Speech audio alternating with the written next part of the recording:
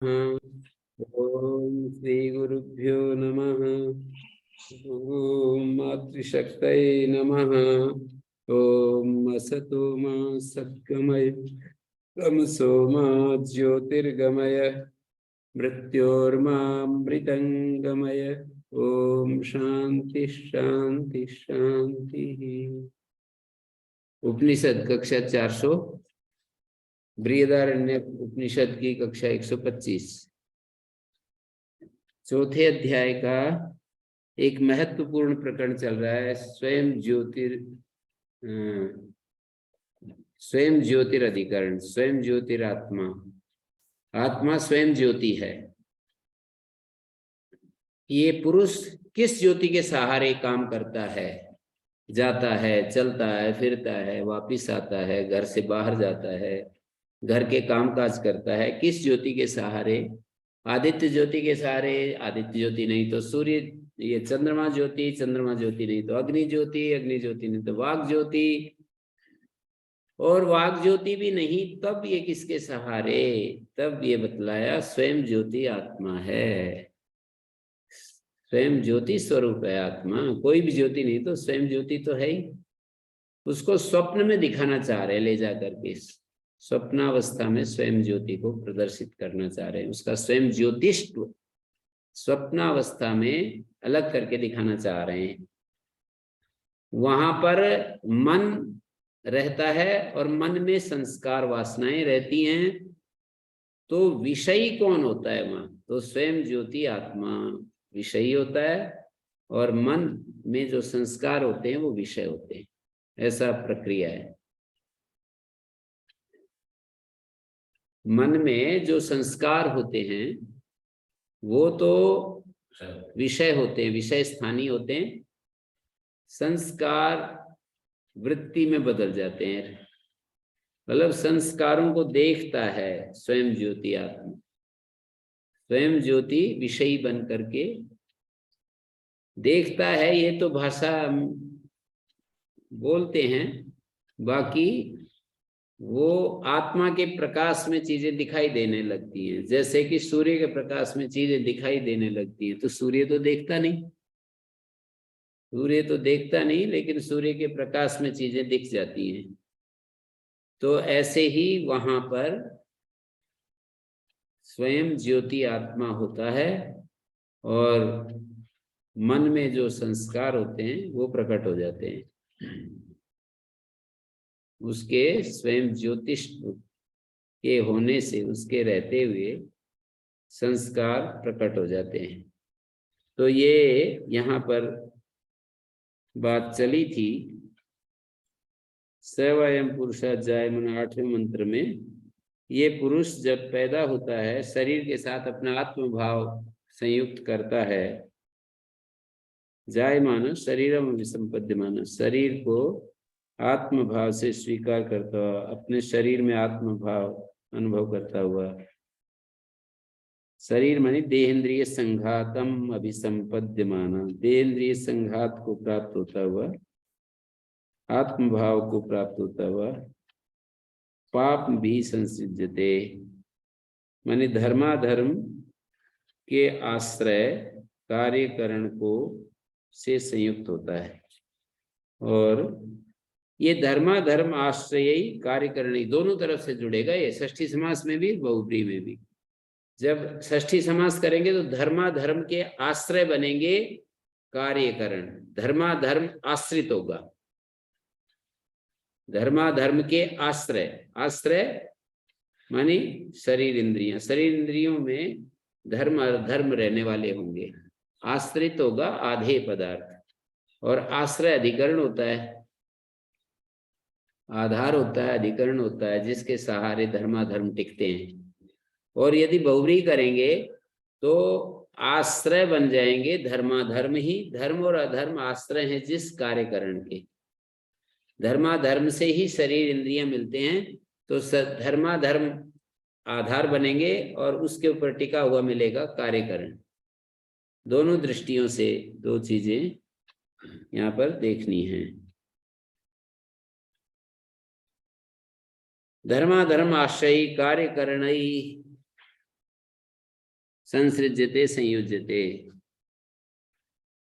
स उत्क्रामन् शरीरांतरम ऊर्ध्वं क्रामन् गच्छन्।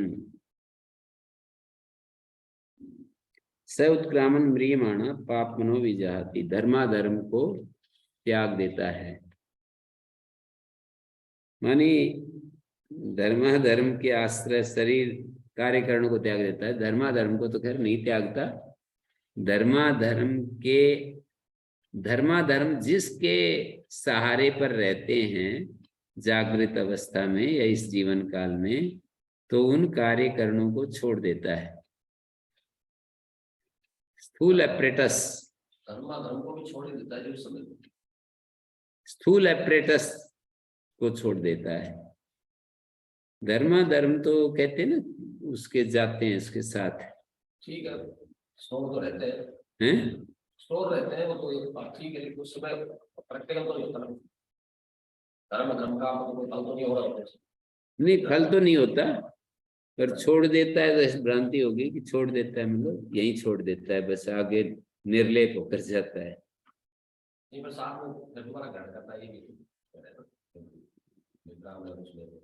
छोड़ता है वो तो इस अर्थ में है ना, जागृत स्वप्न के बारे में जब कहते हैं कि छोड़ता है ग्रहण करता है, जागृत स्वप्न की बात करते हैं तो तब होता है। बिल्कुल ही छोड़ देता है तो ग्रहण कैसे करेगा? फिर तो बहुत धुआं वाली चीज आ जाएगी कि छोड़ देता है फिर ग्रहण कर लेता है अपने आप।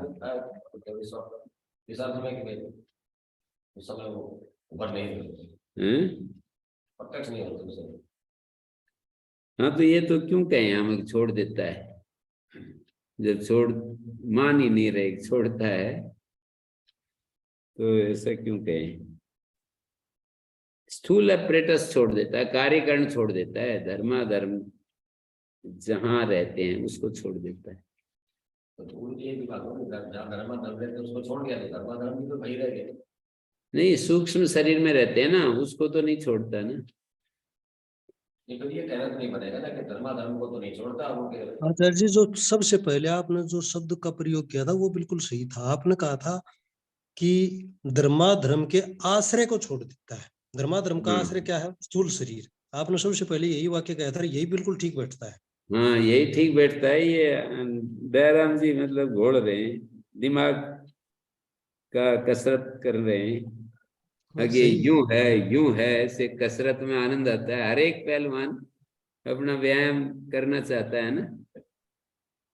हाँ, व्यायाम में रस आता है इनको। जितने भी आप शुरुआत के पहले झटके में जो वाक्य बोलते हो वो बिल्कुल स्टिक और सही निकलते हैं, और फिर बाद में जो वो व्याख्या चलती कहीं ना कहीं दूसरा जगह पर चली जाती है। अक्सर देखता हूं मैं ऐसा। हाँ ठीक है। तो स उत्क्रामन म्रियमाणा पापमनो विजहाति। धर्माधर्म के आश्रय स्थूल एपरेटस, अंग्रेजी शब्द बोल रहा हूँ, स्थूल एपरेटस को छोड़ देता है। और सूक्ष्म शरीर तो रहता ही है मरण पर्यंत। क्या जब तक मुक्ति नहीं होती तब तक सूक्ष्म शरीर को तो कहाँ छोड़ता है।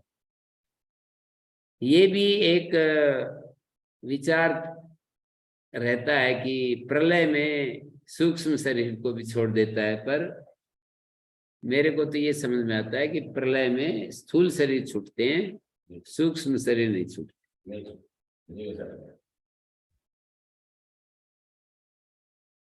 तो स्थूल जगत का प्रलय होता है, सूक्ष्म जगत का भी वैसे तो मानते हैं प्रलय कारण में लीन हो जाता है सूक्ष्म जगत भी।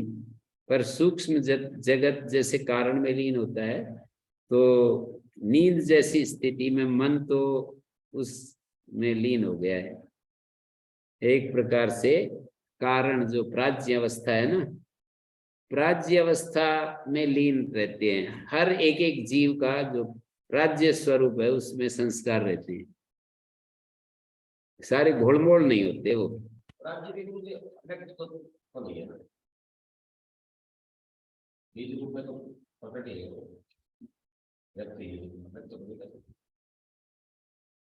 तो आगे मैं बढ़ता हूँ। गुरु जी एक आध मिनट हाँ जी बोलिए। डिस्टर्ब रहा है, एक बार फिर बताएं तो ठीक रहे। हैं? आपका इंटरनेट गड़बड़ कर रहा है। मैं यही कह रहा था कि इस 8वें मंत्र में ये कहा कि ये गुरुजी पुरुष, एक जो पहले बताया था इंटरनेट, एक आपका इंटरनेट डिस्टर्ब। आपका इंटरनेट डिस्टर्ब है। यहाँ तो सही है, आपका इंटरनेट काम ठीक नहीं कर रहा है। पुरुष पैदा होता हुआ शरीर में आत्म भाव को अनुभव करता हुआ पाप पुण्य से युक्त हो जाता है। पैदा होता हुआ शरीर में आत्म भाव जैसे ही उसका होता है तो पाप पुण्य से युक्त हो जाता है और मरते समय पाप पुण्य को छोड़ देता है, पाप पुण्य के आश्रय को छोड़ देता है। पाप पुण्य के आश्रय कार्यकरण इनसे वियुक्त हो जाता है, संयुक्त हो जाता है। तानेव संश्लिष्टान पाप रूपान कार्यकरण लक्षणान विजहाति। जैसे स्वप्न और जागृत वृत्ति में वर्तमान एक देह में पाप रूप कार्यकरण उपादान परित्यागाभ्याम, पाप रूप जो कार्यकरण है, ये कार्यकरण को एक जगह मृत्यु और मृत्यु के रूप, ब्रह्म और ब्रह्म के रूप, इस तरह से देखें। वो मृत्यु के रूप है कार्यकरण और मृत्यु है कर्म अविद्या। ऐसे एक जगह हमने देखा मृत्यु के रूप, जो शेखर जी पूछ रहे थे, मृत्यु के रूप कार्यकरण और मृत्यु कर्म और अविद्या।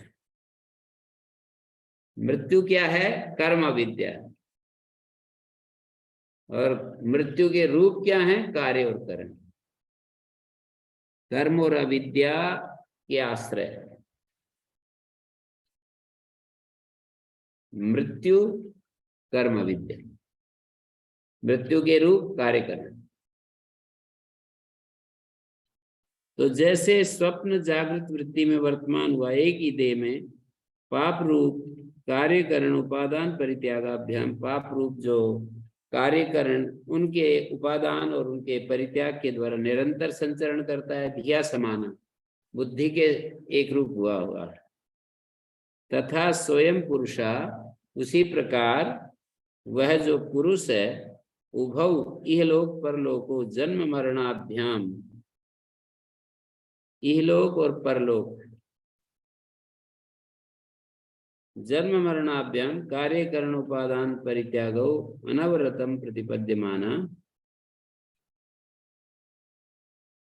जन्म और मरण इहलोक परलोको स्वयं पुरुषा उभौ इहलोक परलोको जन्म मरणाभ्याम कार्यकरण उपादान परित्यागो अनवरतम प्रतिपद्यमाना। जन्म और मरण, इहलोक और परलोक, जन्म मरण के द्वारा कार्यकरण को ग्रहण करता हुआ, त्याग करता हुआ आसंसार मोक्षात संचरति तस्मात् सिद्धमस्य आत्मज्योतिषो अन्यत्वम। तो कार्यकरण रूपेभ्यः पापभ्यः, कार्यकरण रूप जो धर्माधर्म के आश्रय, कार्यकरण रूप जो धर्माधर्म के आश्रय हैं, उनसे भिन्न आत्मज्योति का भिन्नत्व कार्यकरण रूप धर्माधर्म से सिद्ध हो गया संयोग वियोग के द्वारा। नहीं तद्धर्मत्वे सति तैरेव संयोगो वियोगो भवति ननु नस्तास्य उभौ लोको। प्रश्नकर्ता कह रहा है कि इसके दोनों लोक हैं ही नहीं। यौ जन्म मरणाभ्याम अनुक्रमेण संचरति, जो कि जन्म मरण के द्वारा एक के बाद एक संचरण करते हैं, ऐसे दो लोक नहीं हैं। स्वप्न जागरिते इव, स्वप्न जागृत के समान ये पुरुष जन्म मरण के द्वारा क्रम से जिनमें संचार करता है, उसके ये दोनों लोग हैं ही नहीं। स्वप्न जागृत तो स्वप्न जागरिते तु प्रत्यक्षम अवगम्यते न तो इहलोक परलोको किंचित प्रमाणेन। इहलोक परलोक प्रमाण से थोड़ी जाने जाते होते। तस्मात् किंचित प्रमाणेन का मतलब प्रत्यक्ष अनुमान से, शब्द प्रमाण को अभी बीच में नहीं ला रहे। केनचित प्रमाणेन में शब्द को ले लें तो फिर तो नहीं बनेगी बात। तस्मात् एते स्वप्न जागरिते इहलोक परलोको इति उच्यते। तस्य वा एतस्य पुरुषस्य द्वे स्थाने भवता। उस पुरुष के दो स्थान होते हैं, ये लोक और परलोक, ये दो स्थान है। संध्यम तृतीयम स्वप्न स्थान। तीसरा स्वप्न स्थान जो है वो संध्य है, न कि तीसरा लोक। दो ही लोक हैं, यह लोक और परलोक। जब अगला लोक हमें प्राप्त होगा तो यह लोक भूत हो जाएगा, और अगले लोक में जब जाएंगे तो उससे आगे आने वाला लोक परलोक हो जाएगा। मतलब इस समय जो हम जी रहे हैं इसकी दृष्टि से परलोक यह लोक और परलोक। परलोक में जाते ही वो यह लोक हो जाएगा और उससे आगे आने वाला परलोक हो जाएगा। तो इस तरह से चल रहा है ये सिस्टम। तो इन्होंने कहा कि ये जो संध्य स्थान है तीसरा, वो स्वप्न स्थान है। तस्मिन संध्य स्थाने, संध्य स्थान में रहता हुआ इन दोनों उभय स्थाने पश्यति, इहलोक और परलोक इनको देखता है, इन दो स्थानों को देखता है। इदंच परलोक स्थानम से, इस लोक को और परलोक को संध्य स्थान में रहता हुआ देखता है। संध्य स्थान में इहलोक को जब मरते समय उसकी जो स्थिति होती है उसको यहाँ पर थोड़ा अनुभव किया जा सकता है कि वो जो चालू जन्म है उसके लिए वो इहलोक है और आगे वाला जो जन्म है वो परलोक है। तो उस संध्य स्थान में अपने पूर्व जन्म को भी देखता है और उत्तर जन्म को भी देखता है। पूर्व जन्म को जो देखता है वो अपने कर्म को देखता है, अपने संस्कारों को देखता है, अपनी विद्या को देखता है, तीन चीजों को देखता है। और उसके आधार पर कहाँ मेरे को बसेरा लेना है उसको देखता है। विद्या, कर्म और पूर्व प्रज्ञा, ये तीन शब्द आए। अपना ज्ञान, अपना कर्म और अपने संस्कार। जिन जिन चीजों का उसे ज्ञान है, मान लीजिए उसके अंदर एक प्रकृति के धर्मों के प्रति वितृष्णा है, तो वो ज्ञान लेकर के आगे जाएगा। प्रकृति के धर्मों के प्रति वितृष्णा है और प्राकृत धर्मों के प्रति वितृष्णा है और अंतर्मुखता में उसका लगाव है। जीवन भर प्रयत्न किया है। अब जैसे हम देखते हैं ना कि जीवन भर ऋषिराज जी अपना वो कर रहे हैं एकांत में, तो अगला जन्म और ज्यादा विकसित होकर के ही मिलेगा। ये वृत्तियां और ज्यादा उनके साथ ही रहेंगी। जो राजनीति में है वो राजनीति के क्षेत्र में जाएंगे, खिलाड़ी हैं वो खेल के क्षेत्र में जाएंगे। पर खिलाड़ी यदि किसी ने खेलने को वो समझ लिया व्यर्थ है, ये तो अपने इसी जीवन में खेल वाले रुचियों को खत्म कर दिया और उसने स्वाध्याय की रुचि पैदा कर ली, तो अगले जन्म में खेल नहीं जाएगा। फिर यदि बिल्कुल बदल गया उसको कभी भी स्वप्न भी नहीं आता, सोते समय भी उसको खेल के चित्र नहीं आते, तो फिर वो और पढ़ाई के स्वप्न आने लगे, तो फिर अगले जन्म में वो पढ़ाई से उसकी शुरुआत होगी। मैं ऐसे कह रहा था एक दिन हंस करके विनोद में कि भाष्यकार की कितनी महामति है, पाणिनि की, कात्यायन की और आयुर्वेद के रचयिता जो पुनर्वसु आत्रेय हैं उनकी कितनी महामति है, कोई अंदाजा ही नहीं। तो मैं कहा हम रात दिन यदि इस जन्म में मेहनत करते रहें तो लगभग 100 जन्म में तो हमारी भी बुद्धि वैसी बनी जाएगी। यदि निरंतर ईमानदारी से जन्म से मरण पर्यंत अन्य चीजों को छोड़ दें मन को इंद्रिय विषयों से अलग कर लें और 100 जन्म तक ऐसे ही लगे रहें तो हमारी भी मति वैसी हो जाएगी।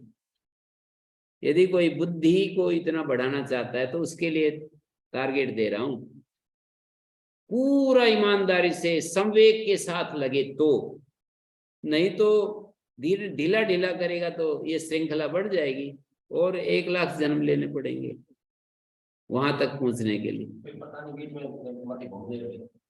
मति तो क्यों घूमेगी जब उसने निश्चय कर लिया। मुझे बदल भी सकते, मुझे बदल भी सकते, जैसे पहले के दूसरे थे हमारा दूसरे में आ गए, ऐसे आगे भी ऐसा हो सकता है। नहीं, वो तो दयालु है ना भगवान, हमारी इच्छा को हमारे इच्छा के अनुसार हमें फल देता है। ठीक है, लेकिन इच्छाएं भी बदल गई। इच्छाएं तो फिर ज्ञान यदि हमारा बराबर, मैंने कहा ना पूरे जीवन हम कोशिश करते रहे। अब भवेंद्र जी हैं, वो कहाँ पर, वो आचार्य भवेंद्र जी कहाँ वो करेंगे, दूसरा काम कहाँ शुरू करेंगे। सारे जीवन तो शास्त्र याद करते रहे, अब अगले जन्म में फिर शास्त्र में ही लगना पड़ेगा। जैसे लोग किस स्थिति में थे, ओम आचार्य जी, जी खैर श्रद्धा के वशीभूत लगा लो चाहे वैसे बाधित हो जाता हूँ, मैं अपने आप को महसूस भी करता हूँ कि तू ये इस तरह नहीं, परंतु मैं श्रद्धा के वशीभूत लगा लो वास्तविकता है जी। ये आपके पास जो शब्द विज्ञान है, क्या उससे आगे भी कोई शब्द विज्ञान होगा? मैं ये पूछना चाह रहा हूँ। जिस तरह मान लो कि आप इसमें लगे हुए हो और दोबारा फिर आपको यही काम मिल गया, तो शब्द विज्ञान आपका कहाँ बढ़ा?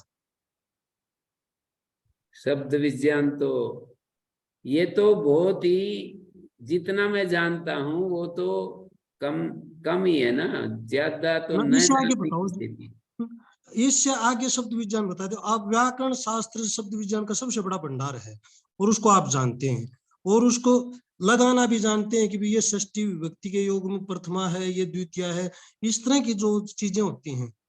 तो बच गई विशेष केवल केवल और परमात्मा। नहीं, बुद्धि की जो तीव्रता है ना, बुद्धि हाँ जैसे जी, इन ऋषियों को बुद्धि है ना, अग्निवेश, पुनर्वसु आत्रे, महाभाष्यकार पतंजलि, सारे सब कुछ उपस्थित है। तो उसको यदि हम देखेंगे ना तो वैसी बुद्धि के परमात्मा लिए और आत्मा भी आपके उपस्थित है और शब्द विज्ञान भी उपस्थित है। इससे आगे कहाँ जाएंगे? आधुनिक हम दो को मानते हैं, किसको? जैसे आचार्य शंकर, स्वामी दयानंद, उनके पास जो शब्द विज्ञान था वो है जी। तो इसलिए मेरा थोड़ी सी शंका होती है कि भाई इससे आगे भी क्या होगा, तो इसका मतलब मोक्ष। तो चलो फिर आगे बढ़ते हैं। तस्य व एतस्य पुरुषस्य द्वे एव स्थाने भवता इदं च परलोक स्थानम च। संध्य तीसरा स्थान है, तृतीयम स्थानम। कोई कहे कि ये दो ही, ऐसा उदाहरण कैसे कर दिया, तीसरा स्वप्न स्थान भी तो है। बोले नहीं, वो तीसरा नहीं है, वो तो संधि स्थान है। इन दो को लेकर के जो संधि है ना, उसको तृतीय कह रहे हैं, वो तीसरा नहीं है। नहीं, 2 गांवों की सीमा को तीसरा गांव थोड़ी कहते हैं। 2 गांवों की, खानपुर मंडाना की सीम जो होगी वो तो फिर उन 2 के अंतर्गत आएगी। राजस्थान और हरियाणा की जो सीमा होगी संधि, वो तो इन दोनों की संधि होगी, कोई तीसरा स्थान थोड़ी बनेगा। तो इस तरह से संध्यम तृतीयम स्वप्न स्थानम तस्मिन संधे स्थाने तिष्ठन एते उभय स्थाने पश्यति।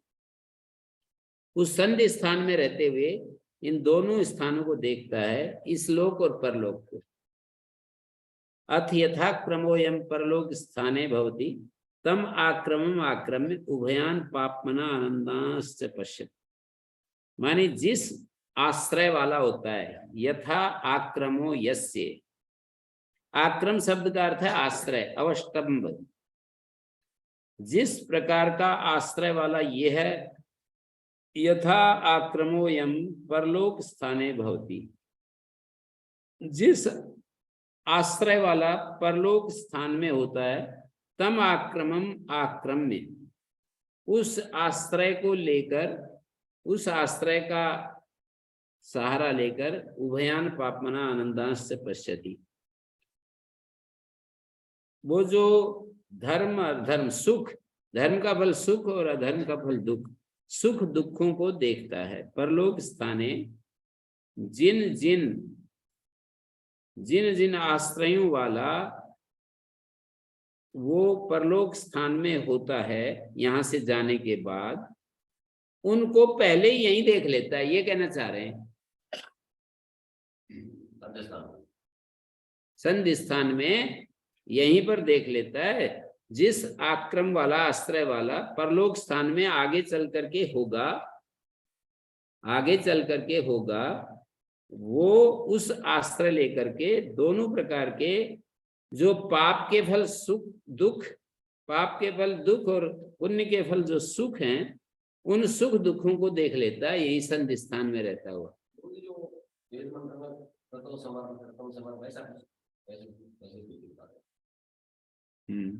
सयत्र प्रस्विपिति अस्य लोक सर्वावतो मात्राम अपादाय स्वयं विहत्य स्वयं निर्माय स्वेन भाषा स्वेन ज्योतिषा प्रस्वपिति अत्रायं पुरुषा स्वयं ज्योतिर्भवति।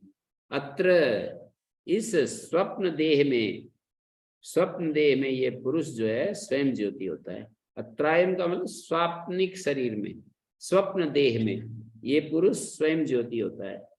यहाँ पर ये दिया सयत्र प्रस्वपिति, वो जो पुरुष है, जीव है, यत्र प्रस्वपिति, जहां सोता है, इस लोक के माने ये जागृत लोक के सर्वावता सारे जो ज्ञान हैं उनके संस्कारों को लेकर स्वयं विहत्य, अपने आप को अचेतन करके, और स्वयं निर्माय, और फिर नई चेतना करके, नए निर्माण करके, अपनी भाषा से, अपनी ज्योति से स्वज्योतिषा प्रस्वपिति, स्वेन भाषा स्वेन ज्योतिषा प्रस्वपिति।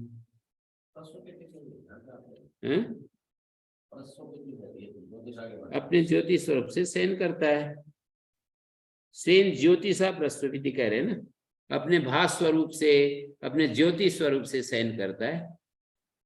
अत्रायं पुरुषः स्वयं ज्योतिर्भवति। तो ये 923 पृष्ठ पर आगे बढ़िए कि कथम पुनः स्वप्ने स्थिता सन उभौ लोको पश्यति किम आश्रया केन विधिना, किस प्रकार स्वप्न में स्थित हुआ दोनों लोकों को देखता है। किम आश्रय, किस आश्रय से देखता है और किस विधि से दोनों लोगों को देखता है। इसका उत्तर दे रहे हैं अतकथम पश्यति, सुन लो, अतकथम पश्यति इति शृणु। यहाँ पूर्ण विराम नहीं होना चाहिए ना, प्रश्नवाचक नहीं होना चाहिए। इति उच्यते अतकथम पश्यति इति शृणु, ये वाला नहीं होना चाहिए ना। कथम पश्यति में जो प्रश्नवाचक चिन्ह लगा रखा है पुस्तक में, वो नहीं होना चाहिए।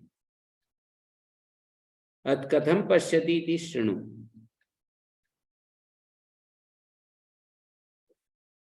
यथाक्रम आक्रामति अनेनिति आक्रमाश्रयोऽवष्टम्भ यादृशा आक्रमोऽस्य स्वयं यथाक्रम अयं पुरुषः परलोक स्थाने प्रतिपत्तव्ये निमित्ते। परलोक स्थाने का अर्थ बहुत ही अच्छा किया भाष्यकार ने, प्रणाम करो इनको।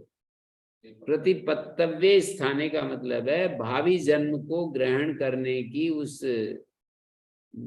दृष्टि में।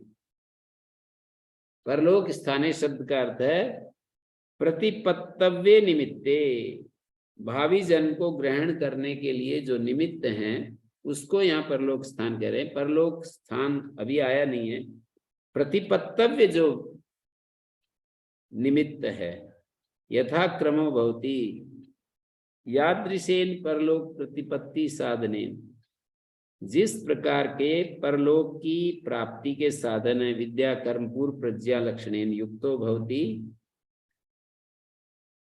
तथा क्रमम परलोक स्थानाय उन्मुखी भूतम। उसी प्रकार का आश्रय लेकर परलोक स्थान के लिए उन्मुखी भूत हुआ प्राप्त अंकुरी भावम बीजम, जैसे कोई बीज अंकुरीभूत हो जाता है ना भूमि में जब डालते हैं, भूमि में डाला हुआ जैसे बीज अंकुरी भाव वो प्राप्त हो जाता है। तम आक्रमम आक्रम्य अवष्टभ्य, उस आक्रम को उसका सहारा लेकर आश्रित्य उभयान पश्यति। धर्माधर्म फलान अनेकत्वात् उभयान अनुभव प्रकारान। बहुत से, क्या कह रहे हैं, बहुत से, बहुवचन क्या है, उभयान, बहुवचन धर्माधर्म के फलों की अनेकता के कारण कर दिया है। धर्माधर्म के परिणाम जो सुख और दुख है उनको देखता है। कहाँ स्थान वो दिखा दिया अगले पैराग्राफ में। धर्माधर्म के जो परिणाम है उनको देखता है, मानी सुख दुखों को देखता है। पापमना पाप फलानी न तो पुनः साक्षादेव पापमनाम दर्शन संपत्ति। पापों के दर्शन साक्षात नहीं होते हैं। तस्मात् पाप फलानी दुखानी पश्यति और आनंदाश्च धर्म फलानी सुखानी पश्यति। यहाँ रहते हुए संधि स्थान में वो आगे आने वाले सुख और दुख को देखता है। पापों को और पुण्यों को न देखकर पाप के फल सुख और दुख, उसको यदि सुख उसकी वृत्ति में बैठ जाता है तो ऐसी जगह उसको मिलती है जहाँ सुख मिलेगा, और दुख उसकी वृत्ति में उस समय बैठ जाता है तो दुख मिलेगा। और ये हमारे कोई हाथ में है नहीं कि कौन सा बैठेगा। तो ज्यादातर तो हाँ, प्रमाणों को याद कर के बोला करो बार बार, पक्के हो जाएंगे। तो हाँ जी, ये समझ में आ रहा है? आप लोग बताओ, बोलो कि वो सुख दुखों को देखता है। यदि उसके भीतर सुख सुख की स्थिति आ रही है तो ऐसी जगह मिलेगा जहां पर उसको बहुत ही ज्यादा सुख मिलने वाला हो। जाति आयु भोग सुख कर उसको मिलेंगे। और यदि दुख दिखाई देते हैं, दुख ही दुख दिखाई देते हैं, तो जाति आयु भोग, शरीर, उम्र और सुख दुख भोग साधन वो सब निकृष्ट मिलेंगे। तो इसलिए बहुत ज्यादा सावधानी से जीने की जरूरत है। निरंतर सतत हमें सुख में रहने की स्थिति है, जिससे कि अंत समय में भी हमें सुख ही महसूस हो। तो ये हल्की बात नहीं लेनी चाहिए जब हम किसी को कहते हैं कि सुख ही रहो, सुख सुख बांटो। तो इसका मतलब निरंतर हम यदि सुखी रहते हैं तो अगले जन्म में सुख कर चीजें मिलेंगी।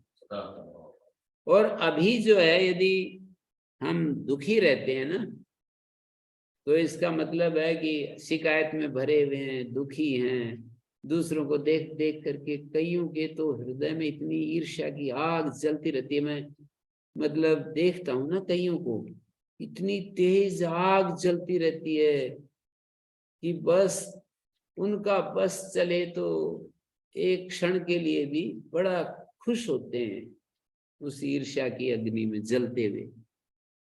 दुख में सुख बुद्धि का पूरा उदाहरण है।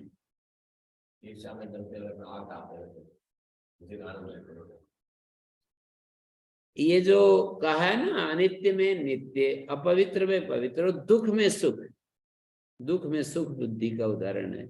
ईर्ष्या में जलते रहते हैं, द्वेष में जलते रहते हैं, और वो जो है ना उसका रस लेते हैं, उसका रस लेते हैं। गुरुजी ये यथाक्रम जो बता रहे हैं, जीव आक्रमण करता है, ये समझ में नहीं आ रहा। यथाक्रम या बता रहे हैं कि जिससे जीव आक्रमण करता है उसे आक्रम आश्रय अर्थात आधार कहते हैं। तो ये तो संधि स्थान में संधि स्थान का मतलब वो जो हमारा संधि है, परलोक और इहलोक की संधि है ना, जब इस शरीर को छोड़ते हैं तो संधि स्थान बनता है। तो उस संधि स्थान में वो इनको देखता है। किसको देखता है? यहाँ पर सुख और दुखों को। पाप पुण्य तो साक्षात नहीं दिखते, सुख दुख दिखते हैं। तान उभयान पापना आनंदा से पश्यति जन्मांतर दृष्ट वासना मयान। जन्मांतर में देखी गई वासना के कारण से देखता है। जन्मांतर दृष्ट वासनामया यानी से प्रतिपत्तव्य जन्म विषयाणी क्षुद्र धर्माधर्म फलानी। और जो प्रतिपत्तव्य प्राप्तव्य जो जन्म विषय क्षुद्र धर्माधर्म फलानी, धर्माधर्म से प्रेरित होकर धर्म अधर्म के क्षुद्र फल हैं, जो धर्माधर्म प्रयुक्तो देवता अनुग्रहात् वा। क्षुद्र धर्माधर्म फलानी माने क्षुद्र जो धर्माधर्म के फल हैं, धर्माधर्म प्रयुक्तो देवता अनुग्रहात् वा पश्यति तत्कथम अवगम्यते परलोक स्थान भावित पापमा आनंद दर्शनम स्वप्ने। ये कैसे जान जाता है कि स्वप्न में परलोक स्थान में, यहाँ पर कह रहे हैं स्वप्न में परलोक स्थान में भावित पाप और आनंद दर्शन होता है। स्वप्न में परलोक स्थान में होने वाले सुख दुख का दर्शन होता है। पाप माने सुख और आनंद माने, पाप माने दुख और आनंद माने सुख। कैसे जाना जाता है कि स्वप्न में परलोक स्थान में दो चीज है, स्वप्न में और परलोक स्थान में। इधर तो स्वप्न में संधि स्थान में और उधर परलोक में होने वाले सुख दुख, उनको सुख दुखों को परलोक स्थान में होने वाले जो सुख दुख हैं, भावित सुख दुखों को कैसे देखता है। इति उच्यते अस्मादि जन्मनि अननुभाव्यम विपश्यति बहु। इस जन्म में हमारा जो चालू जन्म है अननुभाव्यम विपश्यति बहु, बहुत अननुभाव्य भी देखता है, अननुभाव्य भी देखता है। न च स्वप्नो नाम अपूर्वम दर्शनम, स्वप्न अपूर्व दर्शन हो ऐसी बात नहीं है। पूर्व दृष्टि स्मृति ही स्वप्न प्रायण। स्वप्न जो है अपूर्व दर्शन का नाम नहीं है कि स्वप्न में हमको कोई भी चीज आ जाए बिना हुई, कभी भी जिसके साथ हमारा संपर्क नहीं होता है। इसी जन्म का उदाहरण स्वामी ओमानंद जी अपने उसमें देते हैं, उदाहरण एक पुस्तक में, कि जैसे किसी भी आदमी को मलमूत्र खाने का स्वप्न नहीं आता, तो बताओ ये उदाहरण कितना सटीक है। क्योंकि पूरे जीवन भर उसके अंदर ये तो बिल्कुल चीज ही नहीं आती है ना, एक क्षण के लिए भी, तो उसका स्वप्न भी नहीं आता है। न च स्वप्नो नाम अपूर्वम, ब्रह्मचर्यामृत पुस्तक में एक उदाहरण दिया है स्वामी उमानंद जी ने। न च स्वप्नो नाम अपूर्वम दर्शनम, स्वप्न जो है वो अपूर्व दर्शन नहीं है। स्वप्नो नाम अपूर्वम दर्शनम। तो लोग आधार ऐसा कहते हैं कि कितने जमानों में किसी काम करने की बिल्कुल भी कभी संभावना इच्छा नहीं होती, तो कहता है मैं स्वप्न में भी ऐसा नहीं कर सकता। हाँ तो यही आपको बताऊंगा। हाँ, मतलब वो तो स्वप्न में तो कोई वही चीज आती है थोड़ी बहुत, जिनका जिसकी कोई संभावना मतलब नहीं करते। थोड़ी बहुत मानसिक संभावना। जागृत अवस्था में कोई इच्छा होती है वही आती है। जागृत अवस्था में कोई इच्छा ही नहीं मान लो तो वो क्यों आएगा। किसी के घर कोई निमंत्रण बिना ही पाए थोड़ी जाते हैं, हमें कहीं संभावना होती वही जाते हैं। तो यस्मात् इह जन्मनि अननुभाव्यम पश्यति बहु न च स्वप्नो नाम अपूर्वम दर्शनम पूर्व दृष्टि स्मृतिर ही स्वप्न प्रायण तेन स्वप्न जागृत स्थान व्यतिरेकेण स्तः उभौ लोको। तो इस प्रकार स्वप्न और जागृत स्थान व्यतिरेकेण स्तः उभौ लोको, स्वप्न और जागृत स्थान के अलावा भी ये दो लोक हैं। स्वप्न और जागृत स्थान के अलावा ये लोक हैं। कौन से लोक? ये लोक परलोक। ये बीच में इहलोक परलोक क्यों आ गए? संधि स्थान में दिखाना है, और संधि स्थान है स्वप्न स्थान, और स्वप्न स्थान में स्वयं ज्योतिष को दिखाना है, इसलिए इहलोक परलोक आ गए। तो ओम गुरुजी, हाँ जी, ये जागृत स्थान तो फिर ई लोक तो जागृत स्थान है ही गुरुजी, उसके नहीं, यह लोग जागृत स्थान है, पर स्वप्न स्थान जो है वो परलोक नहीं है। जी जी जी जी, वो तो समझ गया। तो ये स्वप्न और जागृत स्थान के अलावा दो लोग तो और नहीं हुए ना, नहीं टोटल तो। नहीं, ये तो कितना जोर से, इसी को तो इतनी देर से सिद्ध करना चाह रहे हैं कि जागृत और स्वप्न से अलावा ये लोग परलोक होते हैं। शुरू में ही ये तो बात शास्त्रार्थ में इन्होंने क्लियर कर दी कि देखिए 123 जागृत स्थान को ही तो ई लोग कह रहे हैं ना गुरुजी, हम नहीं? जागृत स्थान को तो कह रहे हैं, पर परलोक स्थान को स्वप्न नहीं कह रहे। वो तो ठीक है गुरुजी, तीन ही तो हुए, एक संधि लोक कह लो, संधि लोक हो गया, एक जागृत लोक हो गया और एक परलोक हो गया। हाँ, तो संधि स्थान जो है ना वो स्वप्न स्थान है, और वो दो लोक में ही आता है, वो तीसरा लोक नहीं है। जागृत सुषुप्ति और स्वप्न की तुलना इस जन्म से दूसरे जन्म से और मृत्यु काल से करते हैं। स्वप्न मृत्यु काल अभी देखिए 123 पर मतलब कथम ये कह रहे हैं ना पुनस्तस्य, गुरुजी, हम दो लोक हैं बस, बस ई दो ही लोक लोक हैं, और इहलोक परलोक। परलोक। जी जी जी, ठीक है, वो तो संधि संधि को हम स्वपन लोक बोल देते हैं। हाँ, ये दिया है ना इन्होंने, ये 923 पर कथम पुनस्तस्य परलोक स्थान से अस्तित्व अवगम्यते, परलोक स्थान का अस्तित्व कैसे जाना जाता है। यदपेक्ष स्वप्न स्थानम संध्यम भवेत, उसकी अपेक्षा से संध्य स्थान को वो बता रहे हैं, संध्य संध्य बता रहे हैं। परलोक की अपेक्षा से स्वप्न स्थान को संध्य नाम दे रहे हैं, संधि में होने वाला। यतस्तस्मिन् संधे स्वप्न स्थाने तिष्ठन भवन वर्तमान एते उभे स्थाने पश्यति, उस संधि स्थान में रहता हुआ इन दोनों स्थानों में जो है उभे स्थाने पश्यति, ये द्वितीय द्विवचन है। एते उभे स्थाने द्वितीय द्विवचन है, ये तीनों पद। एते उभे स्थाने पश्यति, केते उभे ये भी द्वितीय द्विवचन है। इदम च परलोक स्थानम च तस्मास्तः, इसलिए ये स्वप्न जागरित व्यतिरेकेण उभौ लोको, ये पंक्ति देखिए, तस्मात् स्तः स्वप्न जागरित व्यतिरेकेण उभौ लोको, स्वप्न और जागरित से अलग उभौ लोको। तो आप ये कहोगे कि जागरित से अलग कैसे है,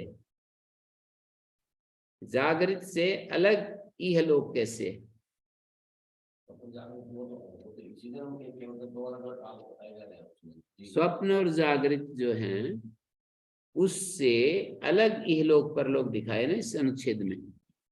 तो प्रश्न ये उठता है कि जो जागृत स्थान है वो इहलोक से अलग क्या है। ये लोग एक दो तीन बात कर दी उन्होंने, है तो ये लोग के साथ ये लोक है, लेकिन अंतर एक ये है कि ये तो रोजाना जागृत स्थान आता है, और रोजाना आता रहता है ना ये, माने स्वप्न और इह लोग तो पूरा जीवन की दृष्टि से कह रहे हैं। मन पूरे जागृत स्वप्न और ये लोग इन तीनों का वो एक खूब मध्य स्थान बताकर दोनों उससे उसका एक मॉडल प्रस्तुत कर रहे हैं कि इस लोक का परलोक का और मृत्यु काल का। हाँ, ये लोग पर, ये लोग मानी पूरा जीवन काल, परलोक मानी आगे जो हमें सुख दुख मिलेगा, और ये लोग के जो सुख दुख हैं। और जागृत तो रोजाना होता है, बस रोजाना हमारा जागृत स्वप्न सुसुप्ति तीनों आते रहते हैं हमारे जीवन में, जागृत स्वप्न सुसुप्ति। गुरु जी ने ये लोग का परलोक का मॉडल जिसको बताया, तो इनके पूर्व पक्ष में एक और नई बात रखी कि ये लोग परलोक तो कोई है ही नहीं, जागृत स्वप्न ही तो है सब कुछ। हाँ, पूर्व पक्षी ने यह लोग परलोक को ही मना कर दिया कि जागृत और स्वप्न ही है बस। ये तो देखते हैं लेकिन वो तो देखते ही नहीं, ऐसा भी कहा हैं? और ये भी कहा।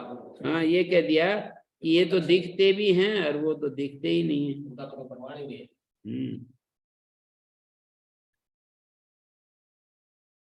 शरीरादि वियोगोत्तर कालानुभाव्यम इदं च प्रतिपन्नम इदं च यत् प्रतिपन्नं वर्तमानं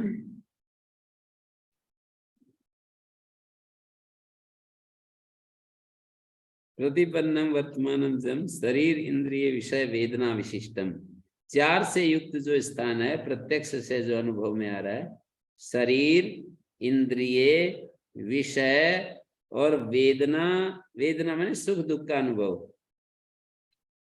शरीर इंद्रिय विषय वेदना विशिष्टम स्थानम प्रत्यक्ष तो अनुभूयमानम, परलोक स्थानम परलोक स्थान तच्च शरीर आदि वियोगोत्तर कालानुभाव्यम, शरीर आदि के वियोग के बाद जो उत्तर काल में अनुभव होता है वो है परलोक। और इहलोक का मतलब, ये इहलोक शब्द को इन्होंने ये दिया, शरीर इंद्रिय विषय वेदना विशिष्टम स्थानम प्रत्यक्ष तो अनुभूयमानम। जागृत से तो जोड़ सकते हैं इहलोक को कुछ अंश में, पर परलोक को तो स्वप्न से नहीं जोड़ सकते। जागृत लोक को तो इहलोक के साथ थोड़ा बहुत तुलना कर सकते हैं, जागृत लोक और इहलोक, लेकिन परलोक को स्वप्न से तुलना नहीं कर सकते। तो मध्य वाले हाँ, मध्य वाले की है।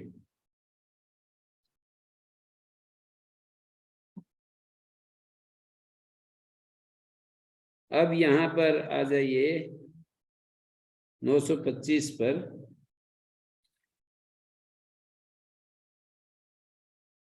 यद आदित्यादि बाह्य ज्योतिषाम अभावे अयम कार्यकरण संघाता पुरुषा येन व्यतिरिक्तेन आत्मना ज्योतिषा व्यवहरति इत्युक्तम तदेव नास्ति। इन्होंने कह दिया आदित्यादि बाह्य ज्योतियों के अभाव में जो कार्यकरण संघात पुरुष बताया, येन व्यतिरिक्तेन आत्मना ज्योतिषा व्यवहरति, जिस व्यतिरिक्त आत्म ज्योति से व्यवहार करता है, कार्यकरण संघात जो पुरुष है, आदित्यादि बाह्य ज्योतियों के अभाव में आदित्य, चंद्रमा, अग्नि, वाणी ये सब नहीं है, तो येन व्यतिरिक्तेन आत्मना ज्योतिषा व्यवहरति, व्यतिरिक्त आत्म ज्योति के द्वारा व्यवहार कर रहा है, तदेव नास्ति, वो व्यतिरिक्त आत्म ज्योति तो है ही नहीं, हमें दिख नहीं रही है। यद आदित्यादि ज्योतिषाम अभाव गमनम, आदित्यादि ज्योतियों का जो अभाव गमन है, जो अभाव होना है, अभाव गमन माने अभाव होना है, यत्र इदम विविक्तम स्वयं ज्योतिरुपलब्धित, जहां इनका अभाव हो गया और वहां फिर ये विविक्त माने बिल्कुल अलग थलग स्वयं ज्योति उपलब्ध होवे, ऐसा तो कुछ है ही नहीं। अभाव होना, यत्र इदम विविक्तम, जहां ये विशुद्ध स्वयं ज्योति आत्मा की उपलब्धि होती हो, ऐसा है ही नहीं। एन सर्वदा एवं कार्यकरण संघाता संश्लिष्ट उपलब्धते, ये जो कार्यकरण संघात सर्वदा एवं कार्यकरण संघाता संश्लिष्ट उपलब्धते, संसर्ग युक्ति मिल रहा है। तस्मात् असत समो असन्नेव वा, इसलिए ये असत जैसा है, विविक्त स्वभाव ज्योति रूप वो जो आत्मा कह रहे हो, वो असत के समान या असत ही है। स्वयं ज्योति रूप जो विविक्त स्वभाव बता रहे हो वो असत है, असत सम है। ज्योति रूपेण आत्मना विविक्त स्वभावेन ज्योति रूपेण आत्मा, अथ क्वचित विविक्ता स्वेन ज्योति रूपेण उपलब्धेत, कहीं पर वो विविक्त बिल्कुल अलग अपने ज्योति रूप से उपलब्ध हो तो बाह्य आध्यात्मिक भूत भौतिक संसर्ग शून्य, बाह्य और आध्यात्मिक भूत भौतिक संसर्ग शून्य, बाह्य और आध्यात्मिक और भूत और भौतिक पदार्थों के संसर्ग से शून्य अपने विशुद्ध ज्योति स्वरूप से उपलब्ध होता तो ऊपर कहा हुआ सब कुछ हो सकता था। इसलिए श्रुति क्या कह रही है, क्वचित विविक्ता स्वयं ज्योति रूपेण उपलब्धेत, यदि वो विविक्त माने पृथक भूत यदि अपने ज्योति रूप से उपलब्ध होता तो बाह्य आध्यात्मिक भूत भौतिक संसर्ग शून्य, बाह्य से आध्यात्मिक से भूत और भौतिक पदार्थों के संसर्ग से शून्य अपने स्वयं ज्योति रूपेण उपलब्धि, अपने विशुद्ध ज्योति स्वरूप से उपलब्ध होता तो ऊपर कहा ततो यथोक्तम सर्वम भविष्यति, तो ऊपर कहा हुआ सब कुछ हो सकता था। इसलिए श्रुति कह रही है स या प्रकृत आत्मा यत्र यस्मिन् काले प्रस्वपिति प्रकर्षेण स्वापम अनुभवति। वो जो प्रकृत आत्मा है, यत्र माने जिस समय में, इसमें मंत्र में यत्र काले आया ना, यत्र काले यस्मिन् काले स यत्र यस्मिन् काले प्रस्वपिति, यहाँ पर यत्र माने यस्मिन् काले। क्या मंत्र मूल मंत्र में जो यत्र है उसका काल करना है। हाँ, यस्मिन् काले यत्र यस्मिन् काले प्रस्वपिति प्रकर्षेण स्वापम अनुभवति, प्रकर्षतया निद्रा का अनुभव करता है। तदा किम उपादाना केन विधिना स्वपिति संध्यम स्थानम प्रतिपद्यते, तो वो किस विधि से सोता है या संध्य स्थान को प्राप्त होता है, किस विधि से सोता है। किम उपादाना केन विधिना स्वपिति संध्यम स्थानम प्रतिपद्यते, तो इसका उत्तर देते हैं अस्य दृष्टस्य लोकस्य जागृत लक्षण। ये जो दृष्ट लोक है ना, जागृत लक्षण, ये जो दृष्ट लोक है जागृत लक्षण, सर्वावता सर्वमवती सर्वावान अयम लोक है। सर्वावत है, षष्ठी का एक वचन है, सर्वावान ये लोक कहलाता है। सर्वम अवती जिसमें सब कुछ अवन पालन करता है, सबका जो सबका अवन करता है पालन करता है, इस जागृत रूप दृष्ट लोक की सर्वावान माने जो सबका अवन करता है, रक्षण करता है, पालन करता है, ऐसा यह लोक माने विषय एवं सुख दुख आदि वेदना युक्त जो देह इंद्रिय संघात है, जिससे हम सबकी रक्षा करते हैं ना, इसी शरीर इंद्रिय के द्वारा, इस जागृत लोक को सर्ववान कहते हैं, सबकी रक्षा करने वाला, सबको सुख देने वाला। माने जो जिसको वो अपना अपना समझता है सबको सुख दे रहा है ना, जिसको अपना नहीं समझता उसको दुख भी देता है। तो सबकी रक्षा करने वाला का मतलब है आधिकारिकत्वम, एक मीमांसा का न्याय है, सर्वत्वम आधिकारिकम। ये जहां जहां भी सर्व शब्द आता है वो अधिकारी की दृष्टि से है। हाँ, सर्व ये कह तो ये रहे सबका रक्षा करने वाला, तो कईयों को नष्ट भी करता है, तो कहते हैं उसके अधिकार में नहीं है तो नष्ट करेगा। भूख की रक्षा कर रहा है, भूख की रक्षा कर रहा है, रक्षा तो करेगा नहीं, वैसा तो नहीं, अति व्याप वो हो जाएगी, अति कल्पना। सर्ववान, सर्ववान सबकी रक्षा करने वाला, जिसको वो अपना समझता है उन सबकी रक्षा करने वाला। कार्यकरण संघातो विषय वेदना संयुक्त, कार्यकरण संघात विषय वेदना संयुक्त सर्वावत्वम अस्य व्याख्यातम अन्नत्रय प्रकरणे। सर्वान्नत्व सर्वावत्व जो है अन्नत्रय प्रकरण में भी ये शब्द आया है, वहां व्याख्यात हुआ है। 3 अन्नों की बात आई है ना प्रारंभ में, सप्तान्नानि एक साधारणम द्वे द्वेवान अभवज त्रीणि आत्मने अकुर पशुभ्यैकं प्रायच्छत् तस्मिन् सर्वं प्रतिष्ठितं यच्च प्राणिति यच्च न। 5वां ब्राह्मण है पहले अध्याय का, अन्नत्रय प्रकरण। तो यहाँ पर ये 321 वो तो हो गया, पर ये सर्वावान शब्द की बात कर रहा हूं। देखो इस इन्हीं में से कहीं होगा।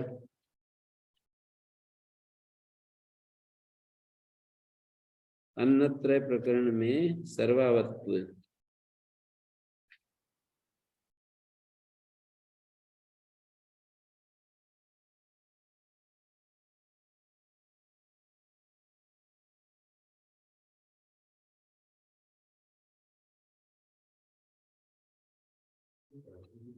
है जी?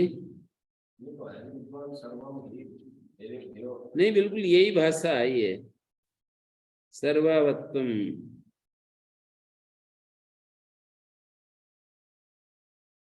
तीन जो है ना, इनकी मात्रा को लेकर के, और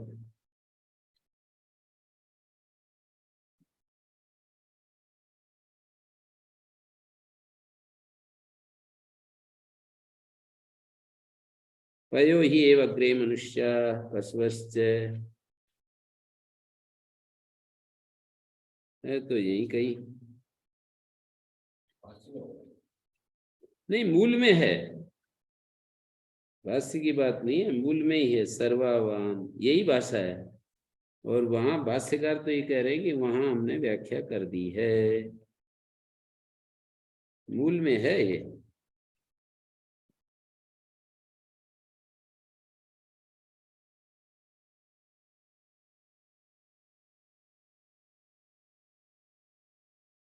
सर्वाणि भूतानि अभिष्ठिम इच्छन्ति,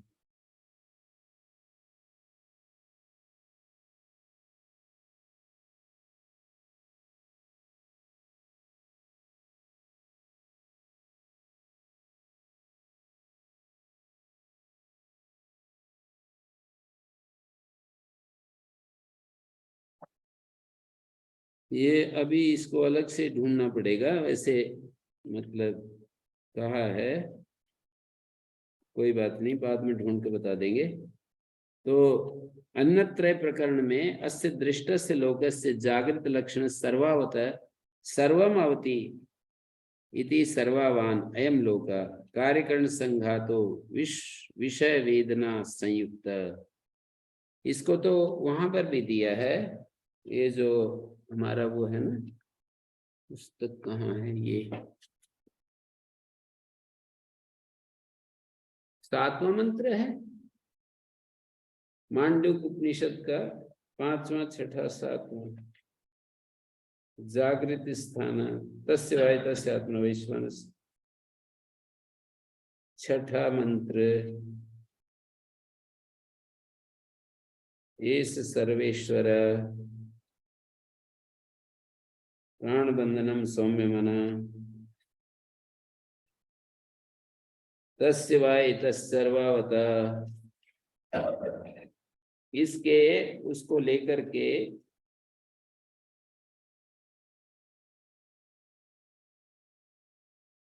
वहां पर भी ये बात आई है।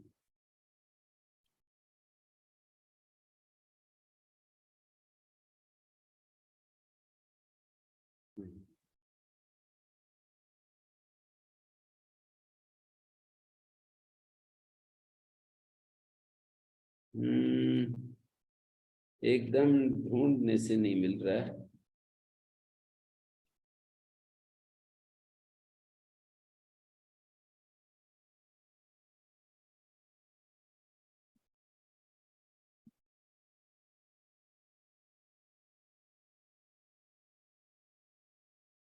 सर्वम ही एतत् ब्रह्म जागृत स्थानो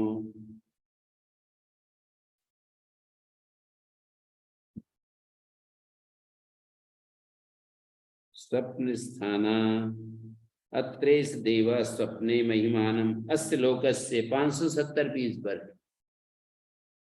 4-3-9 में अभी जो हम पढ़ रहे हैं वो इन्होंने तो ये दिया है, वही वो दिया है। इस सर्व साधन संपन्न लोक के संस्कार ग्रहण करके स्वप्न देखता है। सर्वावता साधन संपन्न लोक के संस्कारों को ग्रहण, मात्रा में अपादाय संस्कार ग्रहण करके स्वप्न देखता है। पता इनका मैं देख रहा था कि वही दिया है कि दूसरा, हम जो पढ़ रहे हैं वही पता दिया 4-3-9, पर ये पंक्ति दूसरी जगह भी आई है अन्यत्रय प्रकरण में।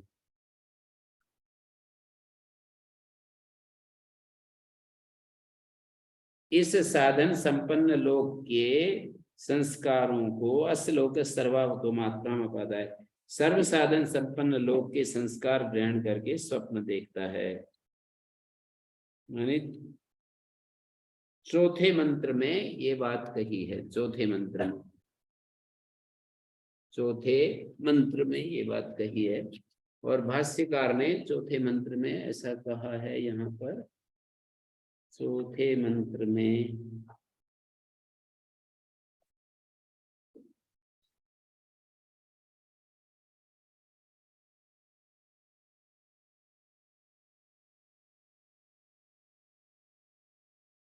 ये दिया है व्याख्यान सर्वावत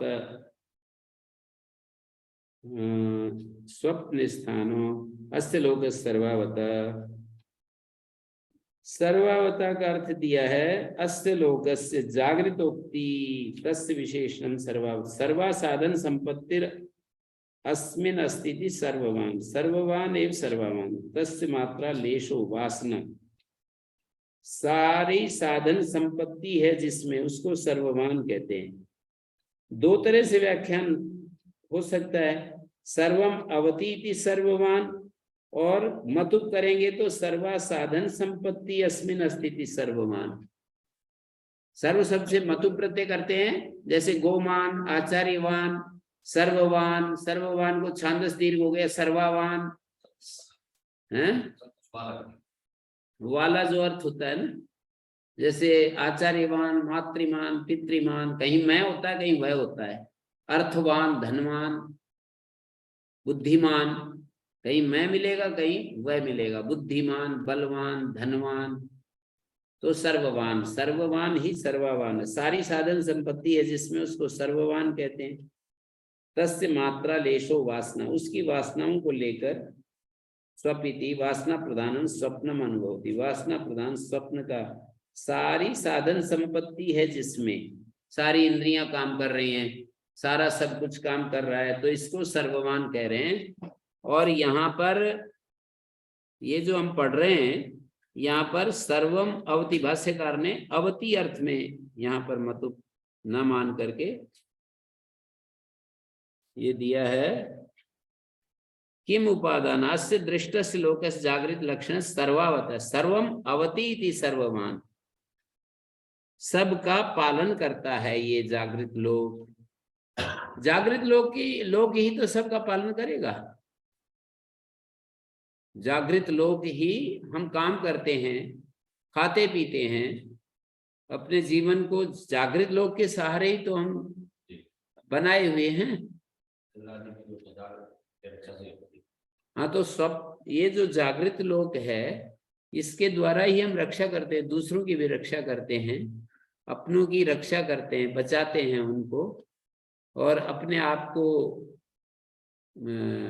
एक प्रकार से मृत्यु से बचाते हैं, दुख से बचाते हैं, कष्ट से बचाते हैं, हमारा जैसा ज्ञान है उसके अनुसार। तो सर्वावत्वमस्य व्याख्यातम अन्यत्र प्रकरणे अथोयम वा अयम वा आत्मा इत्यादि ना, वहां पर आया है ये अथो अयम वा आत्मा इत्यादि। सर्वा वा भूत भौतिक मात्रा संसर्ग कारण भूता विद्यन्ते, ये दूसरी व्याख्या कर दी। भूत भौतिक मात्रा सारी संसर्ग कारण भूता, भूत भौतिक मात्रा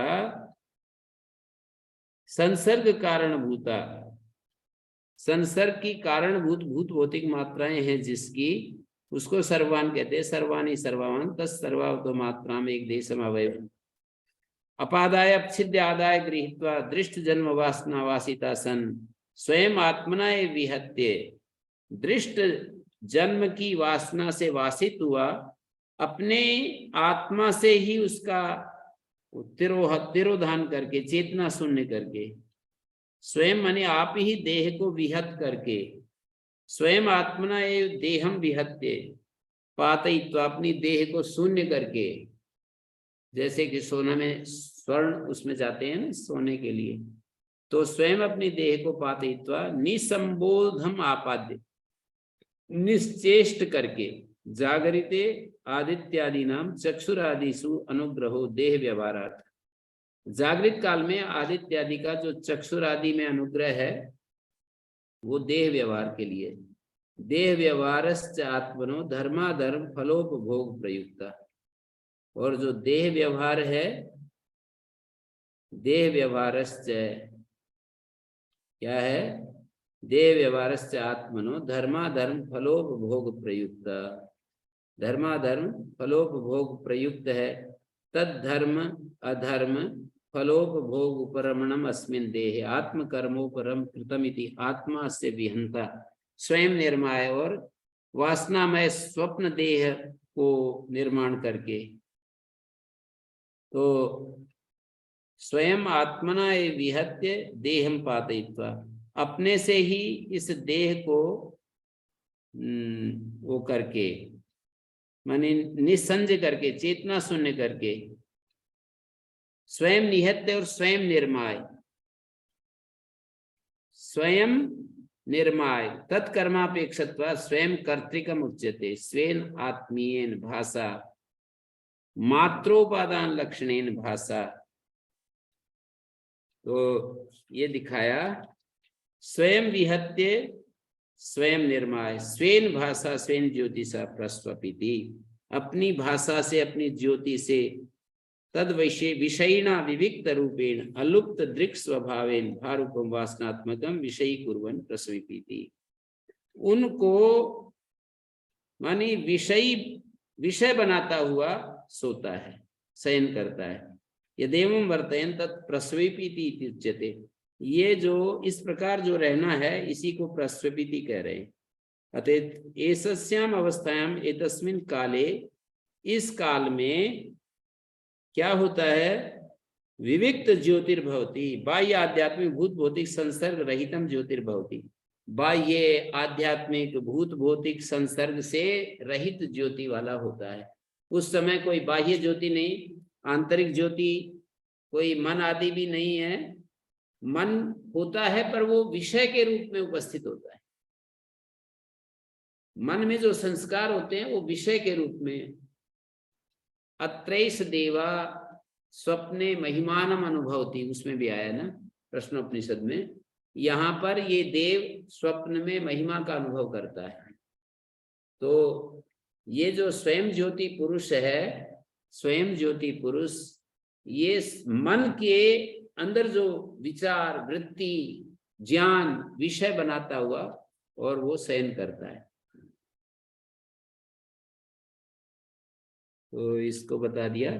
ननु अस्य लोकस्य मात्रा उपादान कृतम कथम तस्मिन् सति अत्रायम पुरुषा स्वयं ज्योतिर्भवति।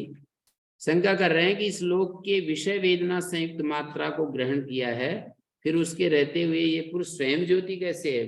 वो तो विषय वेदना तो है। तो कह रहे नहीं दोषा विषय भूतम एव तत्, केवल वो विषय भूत है, विषयी भूत तो ये आत्मा ही है ना। तई तेनेव च अत्रायम पुरुषा स्वयं ज्योतिर्दर्शयितुम शक्या, उसी से तो ये स्वयं ज्योति दिखाया जा सकता है। वो विषय भी ना हो तो फिर ये कैसे दिखाएंगे स्वयं ज्योति? किसको प्रकाशित करेगा ये? फिर तो निद्रा जैसी हो जाएगी। न तो अन्यथा सती विषय कस्मिंश्चित् सुसुप्त काले हो जाएगा वो तो, जब कोई भी विषय नहीं रहेगा। न तो अन्यथा असति विषय, अन्यथा असति विषय, असति है ये, असति विषय, विषय के न होने पर असति विषय कस्मिंश्चित् सुसुप्त काले यदा पुनः सा भाव वासनात्मिका विषय भूता उपलभ्यमाना भवति, वो जो ज्योति है वो वासनात्मिका विषय भूत उपलब्धमान होती है। तदा असी कोशादि निष्कृष्टा, जैसे कि तलवार कोश से बाहर आ जाती है, सर्व संसर्ग रहितम, तो संसर्ग रहित चक्षुरादि कार्यकरण व्यावृत्त स्वरूपम, चक्षुरादि कार्यकरण व्यावृत्त अलुप्त दृगात्म ज्योति स्वेन रूपेण उभासयत गृह्यते। अलुप्त दृगात्म ज्योति जो है अपने रूप से प्रकाशित करता हुआ ग्रहित हो। तेन अत्रायम पुरुषा स्वयं ज्योतिर्भवति, तो इस अवस्था में स्वयं ज्योति होता है। स्वप्न काल में, स्वप्न में मन होता है, मन के संस्कार होते हैं, उनको ये प्रकाशित करता रहता है, ये देखता रहता है। ओम शांति शांति शांति।